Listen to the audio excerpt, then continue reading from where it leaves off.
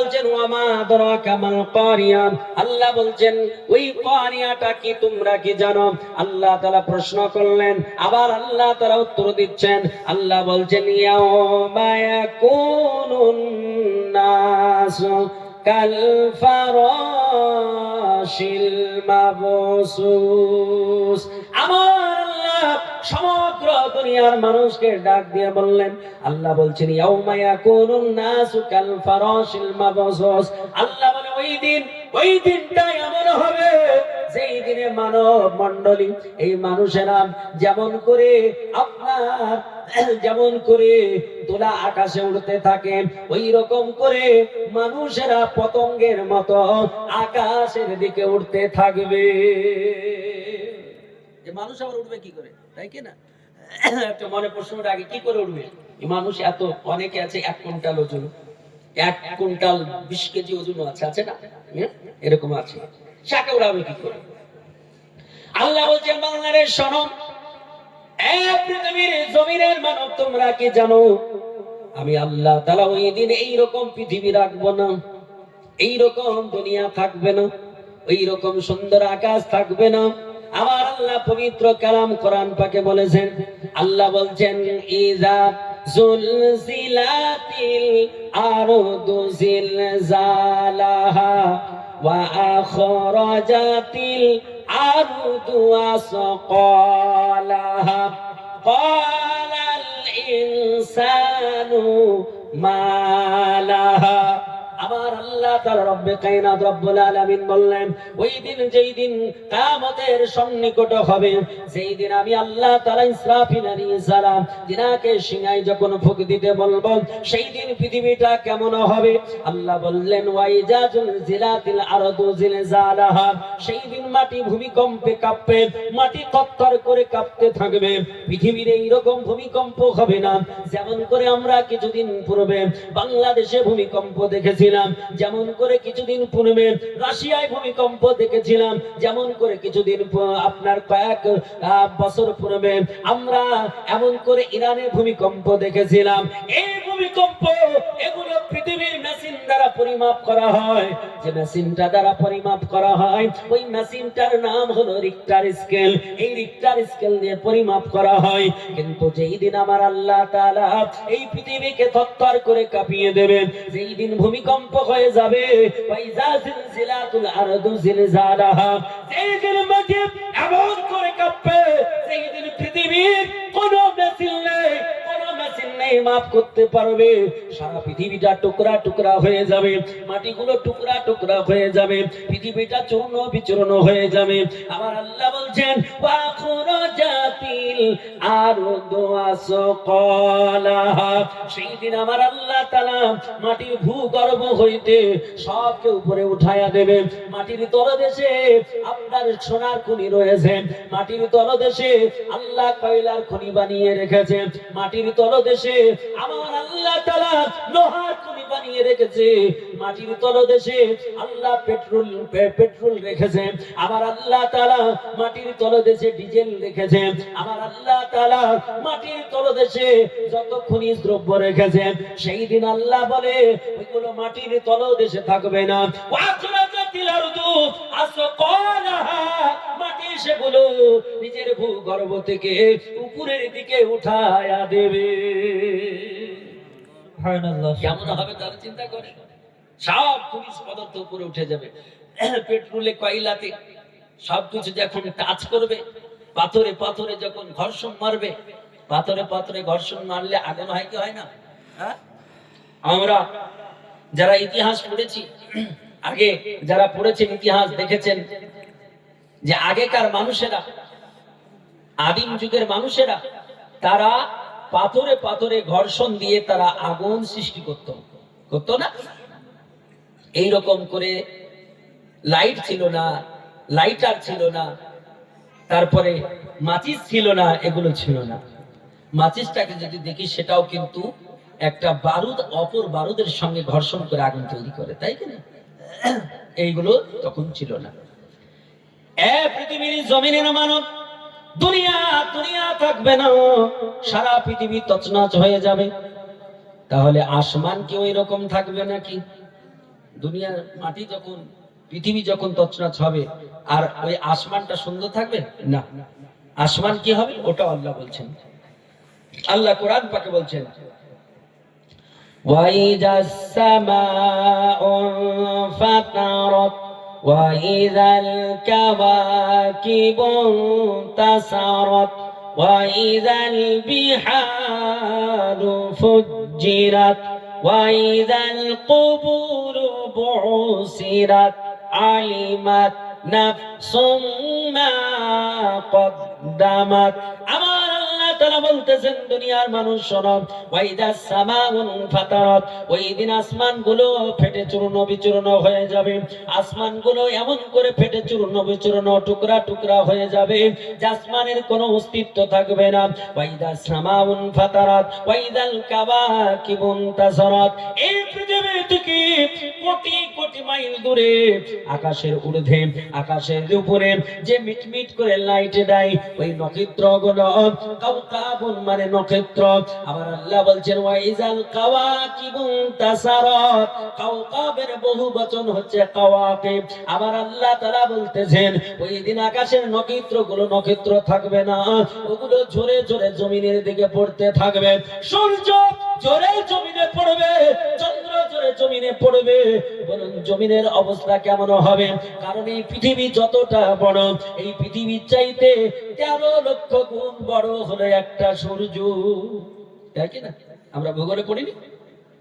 সূর্য যদি 13 লক্ষ গুণ বড় হয়, তাহলে ওই যে আপনার আকাশে নক্ষত্র কত গুণ বড়?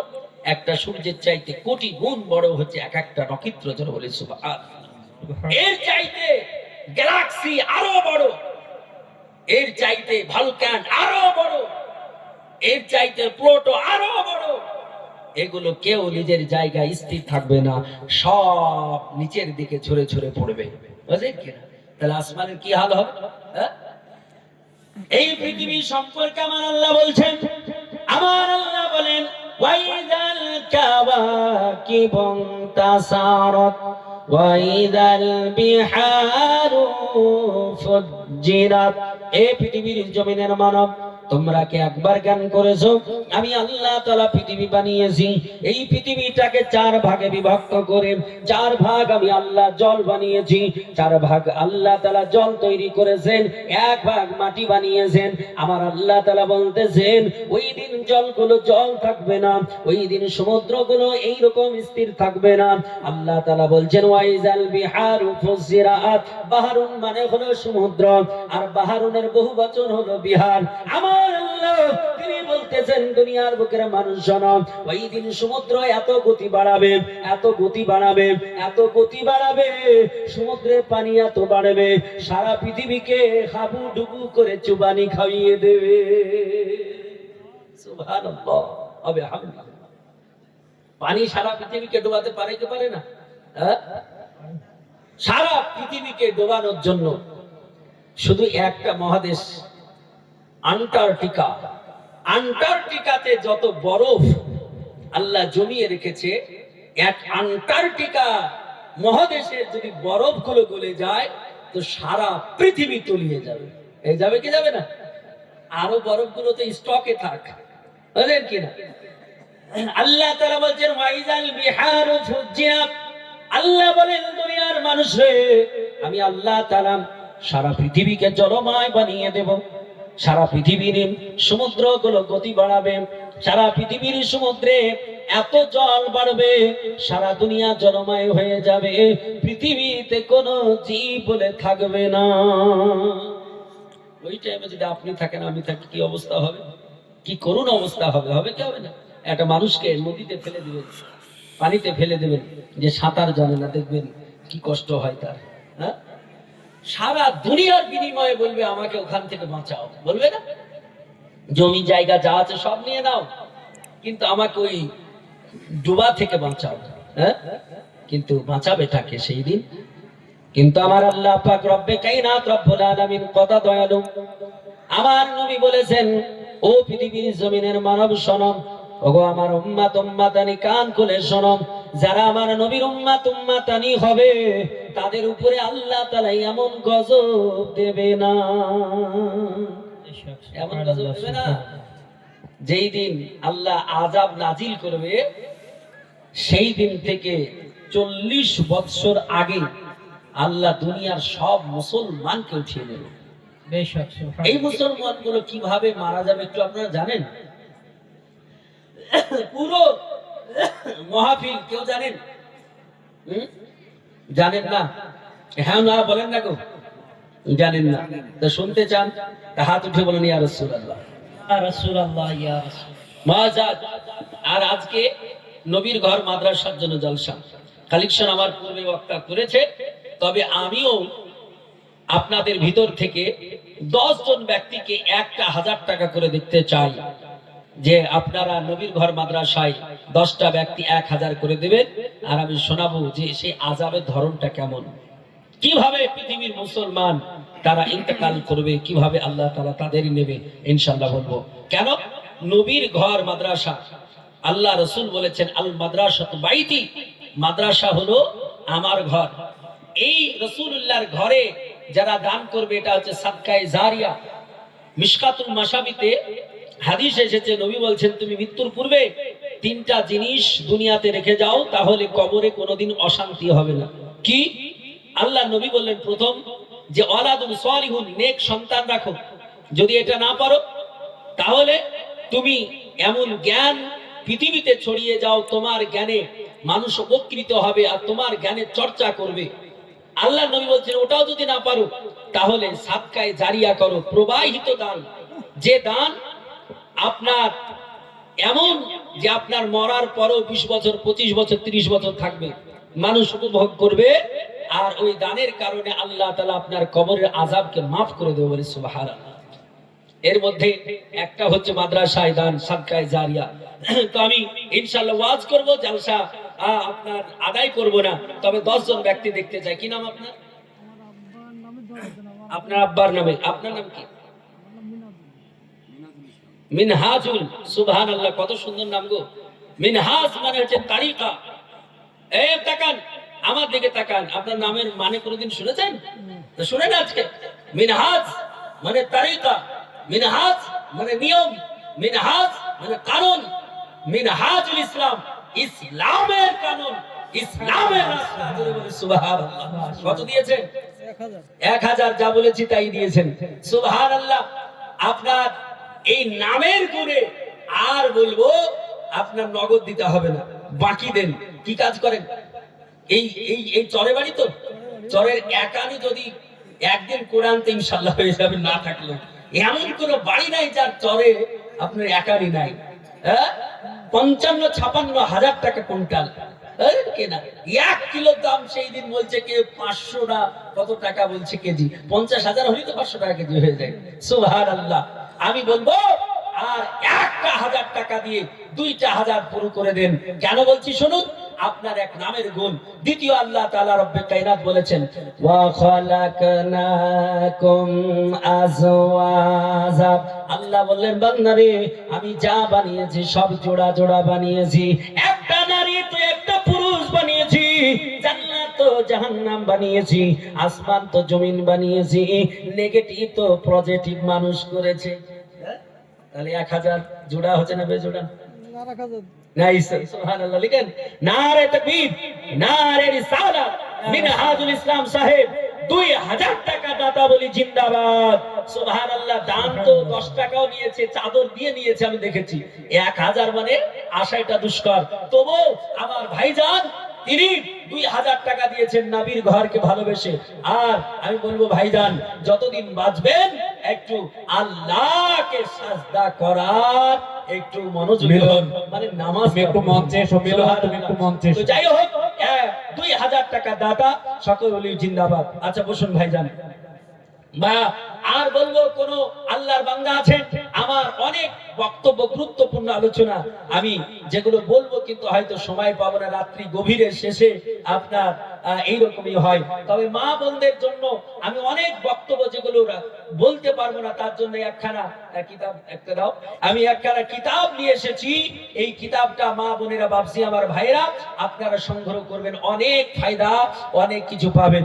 এই যে অনেকে বলে না কোরআনে বলেছেন আল্লাহ যে তোমরা পর্দা করো। অনেক বলে পর্দা করবো কেন? পর্দা করে লাভ কি? আপনি পর্দা খুললে আপনার কটা অসুখ আল্লাহ দেবে না। আল্লাহ তাআলা রব্বে কায়নাতের নবী বলছেন, যখন তুমি নাপাক হবে তখন পাক হয়ে নাও। পাক যদি হও, যদি পবিত্রতা থাকো, তাহলে আল্লাহ কটা অসুখ থেকে আপনাকে হেফাজত করবে, বুঝলেন কিনা?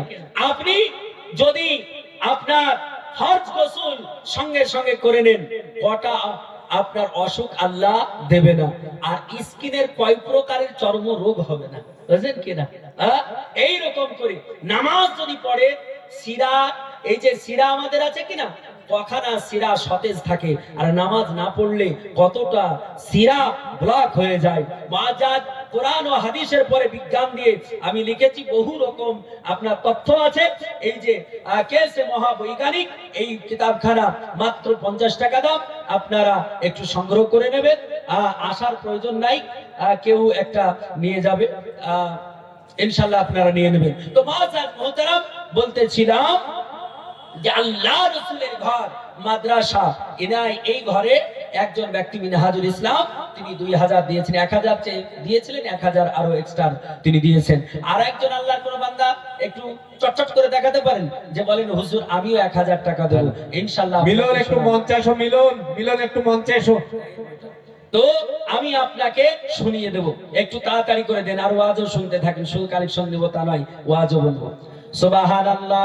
আবার আল্লাহ তাআলা রব্বে কায়নাত রব্বুল আলামিনের বান্দা শোনো, আমার নবী বলেছেন, ও পৃথিবীর জমিনের মানব কান খুলে শোনো, আমার রাসূলুল্লাহ বললেন, ও আমার উম্মতানি শোনো, যেই দিন আমার আল্লাহ তাআলা এমন করে গজব দেবে, যেই দিন এমন করে আল্লাহ তাআলা কিয়ামতের আলামতগুলো প্রকাশ করবেন, যেই দিন আল্লাহ তাআলা কিয়ামত অনুষ্ঠিত করার পূর্বে যেগুলো আযাব তোমাদের হবে, আসমান থেকে যেগুলো হবে, জমিন থেকে যেগুলো হবে, এই রকম কঠিন বিপদে আমার উম্মত পড়বে না, আমার উম্মতানি পড়বে না। আমার নবী বললেন, দুনিয়ার মানুষ শোনো, আমার আল্লাহ তাআলা পৃথিবীর জমিনে 40 বছর পূর্বে আমার আল্লাহ তাআলা আমার উম্মতানিকে উঠিয়ে নেবে। আমার আল্লাহ যেই দিন কিয়ামত দেবে, সেই দিন থেকে 40 বছর পূর্বে আল্লাহ তাআলা একটা হাওয়া বইয়ে দেবেন, পৃথিবীতে একটা বাতাস বইবে, একটা হাওয়া বইবে। বলুন, হাওয়ার কোনো দিক আছে নাকি? বাতাসের দিক আছে? বাতাসের কোনো দিক নেই, বাতাস উপর দিয়ে চলতে পারে।